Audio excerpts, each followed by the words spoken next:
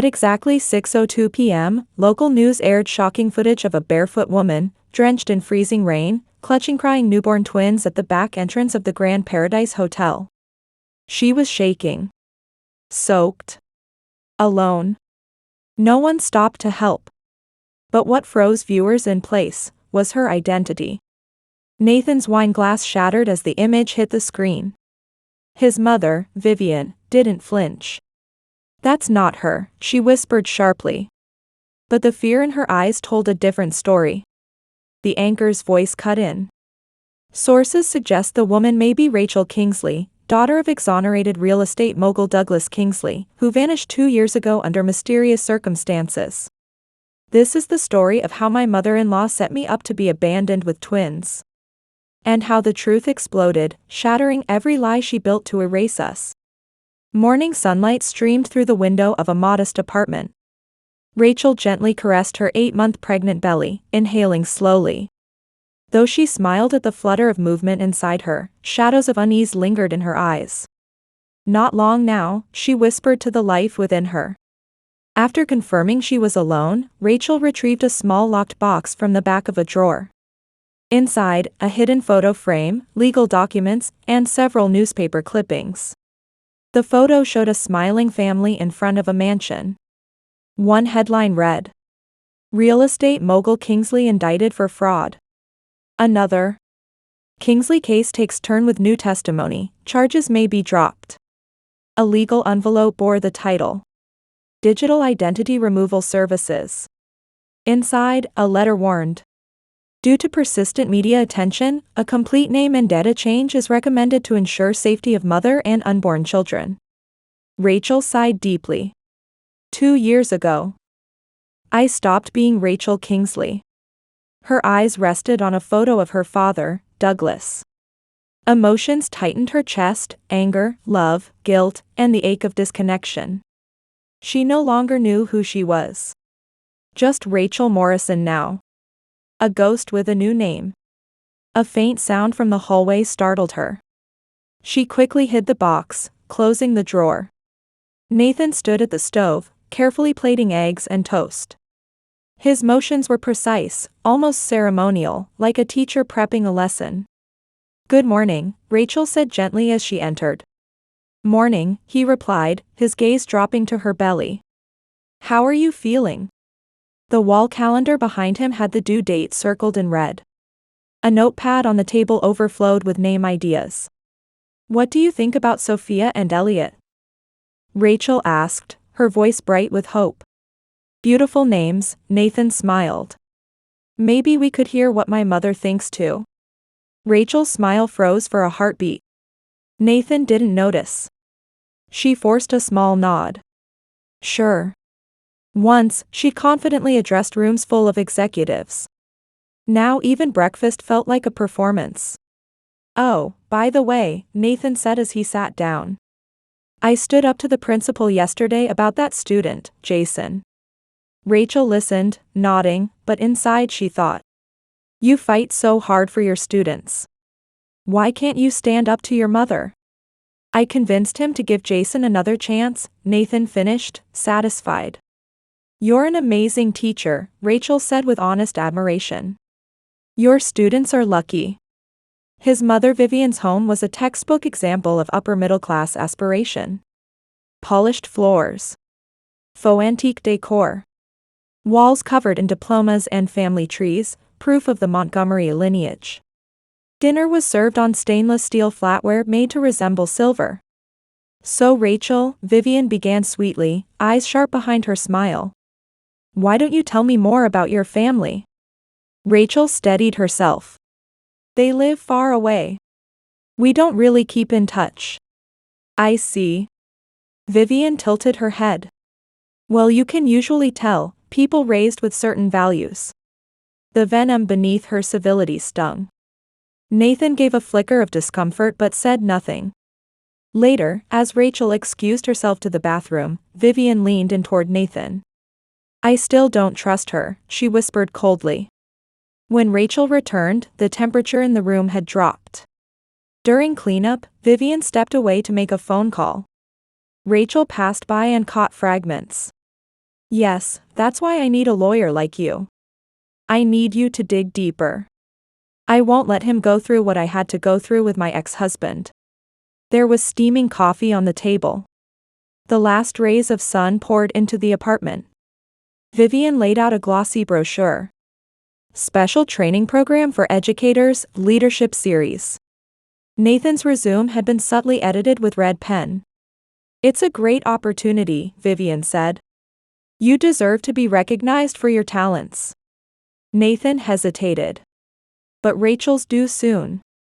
I'll help with everything, Vivian offered sweetly, placing her hand over his. Let me support you both, before the baby comes. Rachel said nothing for a moment. Then, she reassured him. If it's good for your career, I'll be okay. And oh, Vivian added casually. Scam calls are everywhere these days. Don't answer numbers you don't recognize, all right? Nathan looked torn. Finally, he nodded. All right. I'll go. Just for a week. Rachel kissed him goodbye the next morning.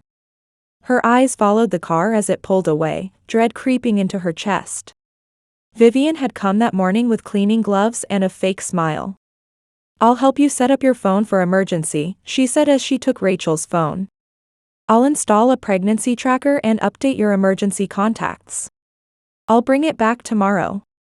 Rachel handed it over, distracted with Nathan's packing. Her wallet was sitting on the table. Too many scams lately, Vivian said as she picked it up. I'll put this somewhere safer.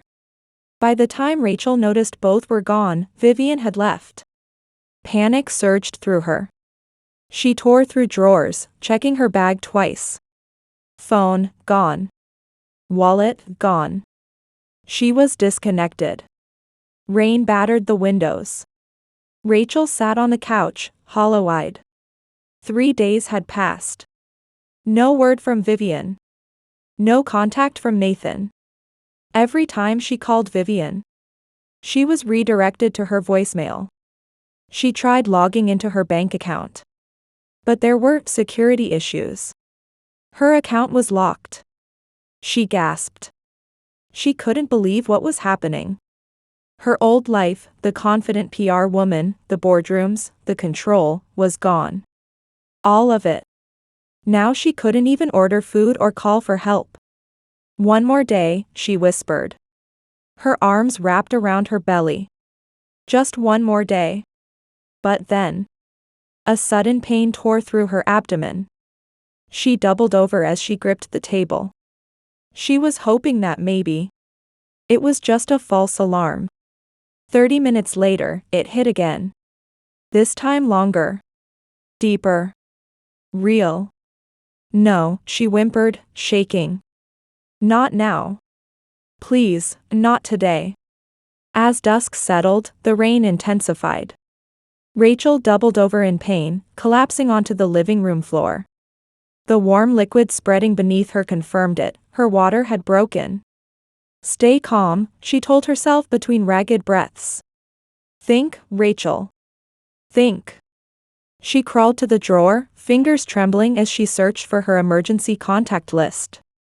She found her neighbor's number and dragged herself to the landline. No answer. She tried Vivian's number next, her grip tightening on the receiver. The number you've reached is not available. A sob broke free. The twins weren't due for another 2 weeks. Another contraction hit, stronger, longer. Rachel cried out, but no one was there to hear. This was her plan all along, Rachel thought. Through the pain, a sharp clarity broke in. She wanted me helpless. The contractions were 5 minutes apart now. Panic threatened to overwhelm her. No car keys. No wallet. No phone. No way to get help. I can't have them here. Not alone. Outside the window, city lights blurred in the rain. Somewhere out there, help existed. She had to find it, for her babies.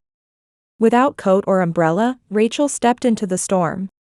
Freezing rain instantly soaked her dress, chilling her to the bone. Each contraction forced her to pause, bracing herself against building walls. One step at a time, she whispered through clenched teeth. A passing car splashed through a puddle, soaking her further. Rachel glanced down, 8 months pregnant, barefoot, clearly in pain. Still, no one stopped. She stumbled into a deep puddle and lost a shoe. After a few more steps, she kicked off the other. The pavement sliced into her feet. A fierce contraction brought her to her knees. As she knelt on the cold, wet sidewalk, a memory surged, her father's voice. "This building was designed by our family, sweetheart. Remember that we built things that last." The Grand Paradise Hotel. Her father's legacy. Her last hope.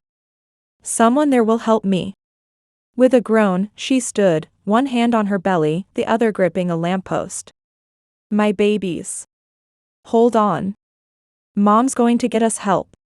She pushed forward, soaked and shivering. People passed her on the street, barely glancing at her. She had never felt more invisible. Another contraction hit. She stopped in front of a storefront, catching sight of herself in the glass, hair plastered to her face, swollen belly, feet streaked with blood. "Keep going," she told herself. "They're counting on you." At last, the Grand Paradise Hotel rose before her. She circled to the back, the staff entrance would be safer. Less judgment. Fewer questions. She staggered to the service door, barely strong enough to knock. A violent contraction ripped through her. Inside the security office, Brianna was ending her shift when something on the monitor caught her eye, a woman outside, barefoot, soaked, clearly in labor. "Oh my God," Brianna whispered. The rules were clear: no unauthorized persons through staff doors. A violation could cost her the job she relied on to finish night school. But that woman was cradling her belly. Shaking. Fading fast. To hell with the rules. Brianna saved the footage to internal files, then ran to the door. As she opened it, Rachel collapsed. Brianna caught her just in time. "Help, please," Rachel gasped. "My babies, they're coming. Call an ambulance." "I've got you," Brianna said, already reaching for her radio. "You're not alone anymore." For the first time in days, Rachel believed it. Bright lights. Voices shouting. Rachel was wheeled through the hospital corridors as contractions threatened to tear her apart. BP dropping, 90/60. Fetal heart rates unstable. A masked doctor appeared above her. "I'm Dr. Parker. We need to perform an emergency C-section. One of your babies is in distress. Please, save them," Rachel whispered. "They're early, but we're ready. NICU is standing by." As the anesthesia took hold, the ceiling lights blurred. Her final thought: "Hold on, my babies." "Beginning incision," someone said. Time dissolved until a cry rang out. "The girl's out. She has strong lungs." Tears poured down Rachel's face. Moments later. Second baby's out. No spontaneous breathing. NICU now. As they rushed her son away, darkness pulled her under. Rachel regained consciousness in the recovery room, a dull ache in her abdomen reminding her it wasn't a nightmare. Her hands moved instinctively to her belly, now empty. "My babies," she whispered, panic rising. "Your daughter is a fighter," came a warm voice.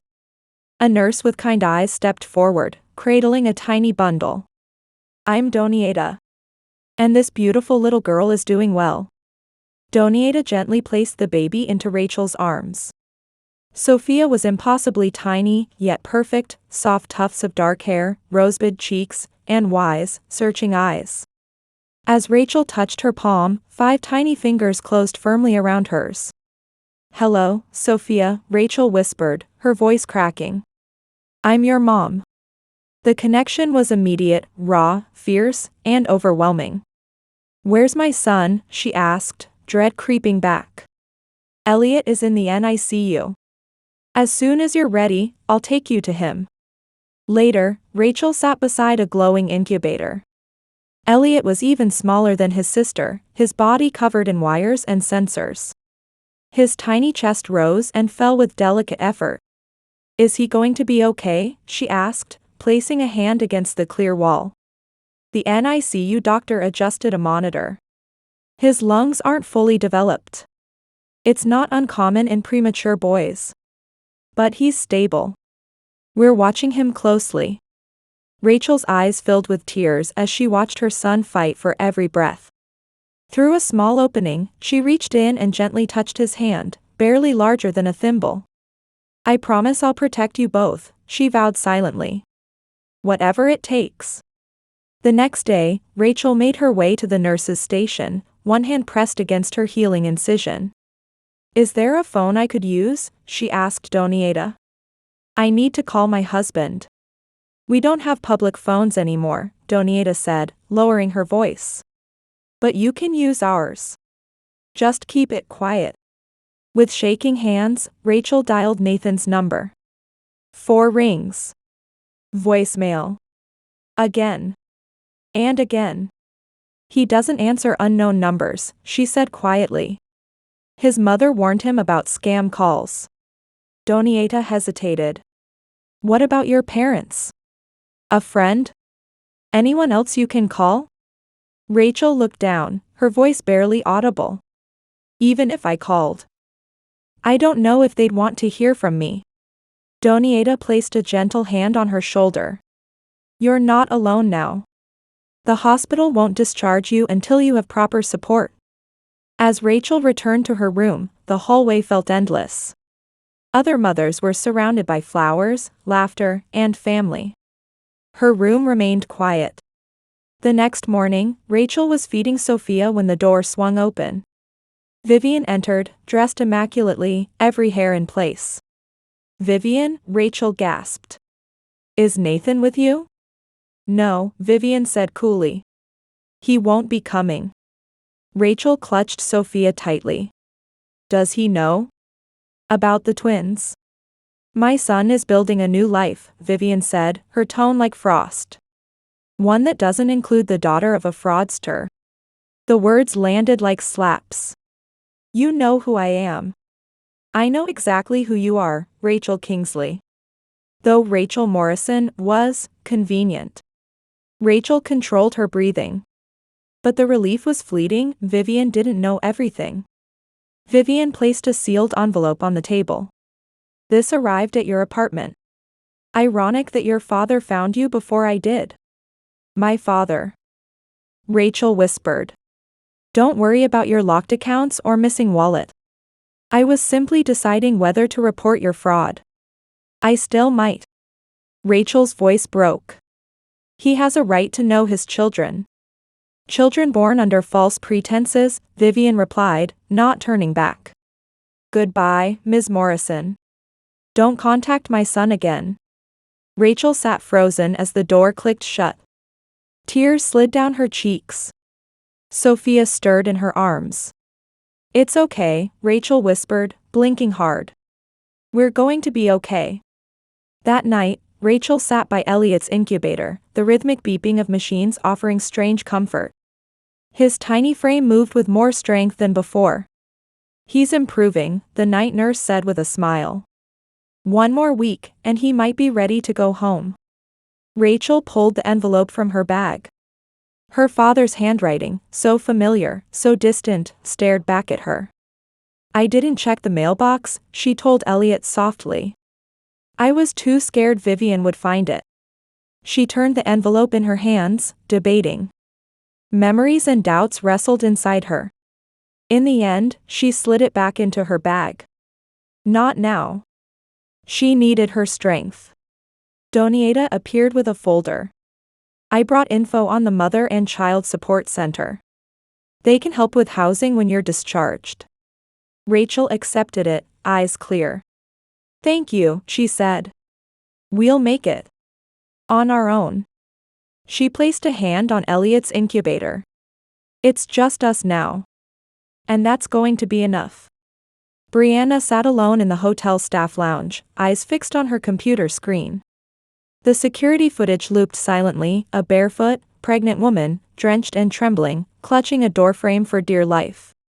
"I wonder what happened to her," Brianna whispered. The door creaked open behind her. Her supervisor walked in, frowning. "You're still watching that? That footage is confidential. It stays internal." "But sir, what if someone's looking for her? What if sharing it helps?" "Not our business. Delete it." He walked out. Brianna hesitated for a long moment, then slipped a flash drive into the port. Sometimes doing the right thing meant breaking the rules. That evening, she visited her brother Tyler, an online activist with a growing following. "I need your help," she said. "It might cost me my job, but this woman nearly gave birth on our doorstep. She was alone. She needed help." Tyler studied the footage, then leaned back. "This is powerful," he said.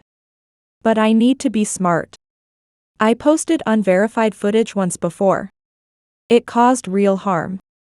He spent hours verifying the video's timeline, checking local hospital admissions and weather data. Then he crafted the post. #barefootmother #needs help. This woman gave birth after collapsing outside the Grand Paradise Hotel in the rain. Do you recognize her? Please share. Within hours, the post gained traction. Comments poured in. Which hospital took her? Are the babies okay? 3 days later, one comment caught fire. Wait, doesn't she look like Amanda Hamilton from college? Another user replied. That's not Amanda. I think it's Rachel Kingsley, the heiress who vanished after her father's scandal. Brianna stared at the screen. Tyler. I think we just uncovered something huge. Morning sunlight warmed the modest room at the shelter. A twin bassinet sat beside Rachel's bed. Sophia slept soundly. Elliot, recently discharged from the NICU, stirred quietly. Rachel watched them, a bittersweet smile on her lips. The shelter had given them food, diapers, formula, and, most of all, safety. In the hallway, she spotted a young mother crying silently into her hands. Rachel gently placed a spare blanket around her shoulders. The first week is the hardest, she said. I'm Rachel. My twins are 2 weeks old. I don't know what happens when my time here runs out, the woman whispered. Neither do I, Rachel said. But we'll figure it out. Together. Later, Rachel met with Ms. Garcia, the shelter's legal counselor. Even under an alias, you can file for child support, Ms. Garcia explained. The father has rights. But he also has responsibilities. What if I use my real name? Rachel asked quietly. That would create a trail. Your location could be exposed. Rachel nodded. She wasn't just Rachel Kingsley or Rachel Morrison. She was a mother now. That identity mattered more than any name. Channel 8 News buzzed with urgency. Behind the anchor, security footage replayed a barefoot woman, heavy with pregnancy, clinging to a door in the rain. Tonight, a social media mystery may finally be solved, the anchor began. Sources suggest the woman may be Rachel Kingsley, daughter of real estate mogul Douglas Kingsley, who vanished 2 years ago. The camera cut to a well-dressed older man in studio. Mr. Kingsley, your daughter disappeared shortly after fraud allegations were filed against you. Douglas' voice trembled. Rachel left after the media turned our lives into a circus. I've spent every day since searching for her. The anchor nodded. You were recently exonerated. Yes. All charges were dropped last month. But that victory means nothing without my daughter. Douglas reached into his coat and pulled out an envelope. I've written to her every year on her birthday. Sent letters to former colleagues, charities, even college roommates. I just wanted her to know I never stopped loving her.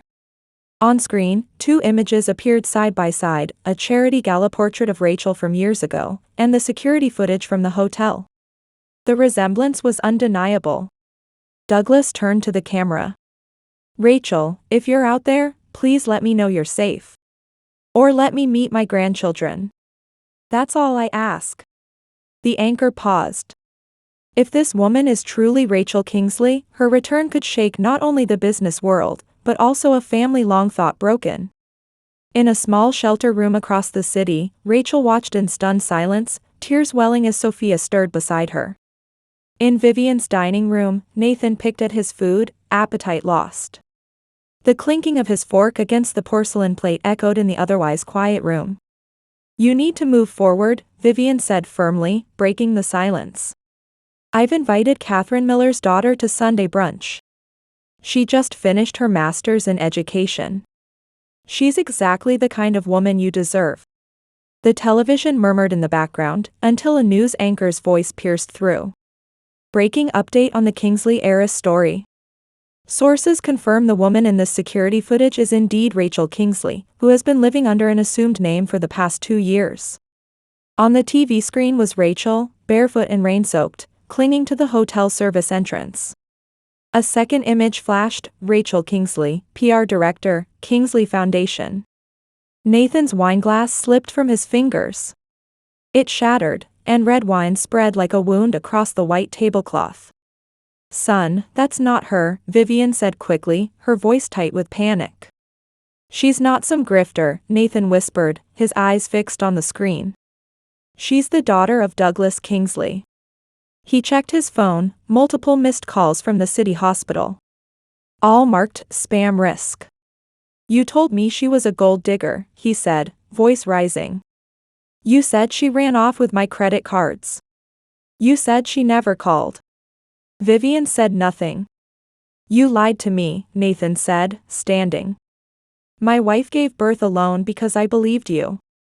I was protecting you, Vivian said, but even she didn't seem to believe it. No. You were controlling me. Like always. He grabbed his keys. Where is she? Where are my wife and children? Vivian didn't answer.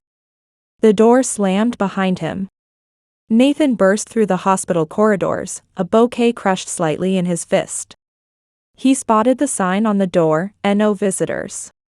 Through a small window, he saw Rachel seated beside a bassinet, her back straight but shoulders slumped. A nurse stepped into his path. You can't go in there. I'm her husband. I need to see her. It was Donieta. She looked him over, arms crossed. Where were you when she walked barefoot through the rain? When she gave birth alone? When your son couldn't breathe? I didn't know, Nathan said softly. My mother blocked the calls. She lied. And you believed her. His voice cracked. At school, I stand up for my school kids. But I couldn't stand up to my own mother. I know I've failed, Rachel. Donieta's gaze softened slightly. Your son is Elliot. Your daughter is Sophia. They're fighters. Just like their mother. Can I see them? Please. Rachel stood quietly in the now empty NICU, looking down at the beds where her babies had once fought for breath. The whir of machines was gone, replaced by a silence that felt sacred. The door opened behind her. Rachel. She turned. Her father, Douglas Kingsley, stood there, older, grayer, and unfamiliar, yet heartbreakingly known. She didn't speak. Grief and longing pressed against her ribcage. I've looked for you every single day, he said gently. How did you find me? The news. I called every hospital in the city.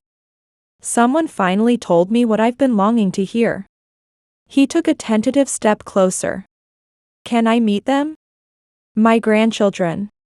Rachel slowly pulled a sealed envelope from her bag. I was too afraid to check the mailbox. Afraid Vivian would intercept it. Douglas nodded. I sent dozens. Through charities, through old friends. I just wanted you to know I never gave up. I thought you were ashamed of me. Never, he said. I was ashamed of the life I forced you to flee from. Rachel gestured to a window overlooking the nursery. Sophia and Elliot. Douglas's breath caught. They're perfect. Later, he held Elliot in his arms while Rachel gently rocked Sophia. I was exonerated, Douglas said softly. But none of that matters. This family is what matters. Rachel nodded. Now I finally understand. Sunlight streamed through the meeting room windows. Rachel sat calmly, Sophia asleep against her chest. Then, Nathan entered with Vivian. Rachel. I almost died that night, Rachel said quietly. And our son almost didn't make it. Nathan bowed his head. I called. Over and over. I never got the messages. She told me you'd left me. Rachel turned to Vivian. And you let him believe it. Vivian's mask cracked. I was trying to protect him. You hid your identity. You knew my father was innocent. And you still weaponized my past. Nathan stared at his mother. Everything. Every word. A lie. Vivian's voice cracked. I lost your father to someone who came from a better family. I wasn't going to lose you too. There was a heavy silence. Rachel looked at Nathan. I won't keep your children from you. They deserve a father. But our marriage, it's over. Nathan's eyes welled. I just want to be the kind of father they can be proud of. Then be present, Rachel said. They're watching. Vivian left without a word. Sunlight poured over the newly renovated Grand Paradise Hotel. There, a plaque read, the Kingsley Mother and Child Support Center. It was designed by Douglas Kingsley. Rachel stood at the entrance, pushing her 1-year-old twins in a stroller. Sophia squealed, reaching for a flower. Elliot clutched his stuffed fox. Inside, Brianna, now the center's director, led a tour group through bright hallways lined with art by children. Nathan arrived, a book bag over his shoulder. Right on time, Rachel said, smiling. I wouldn't miss a second, he said, kneeling to greet the twins. Their co-parenting flowed easily now. The pain had softened. The trust was rebuilt steadily, brick by brick. The Teen Mothers Mentorship Program got funded, Nathan said as he stood. Rachel's eyes sparkled. Good. That'll change lives. At the grand opening, Rachel stood at the podium before a crowd. This place exists because someone broke the rules for the right reasons, she said, catching Brianna's eye in the audience. Sometimes it only takes one person to change the course of another's life. Miles away, Vivian sat alone in her dim dining room, thumbing through a photo album. A torn diary page slipped free. I only want my son to be happy. Their laughter filled the golden air. And I will never hide again.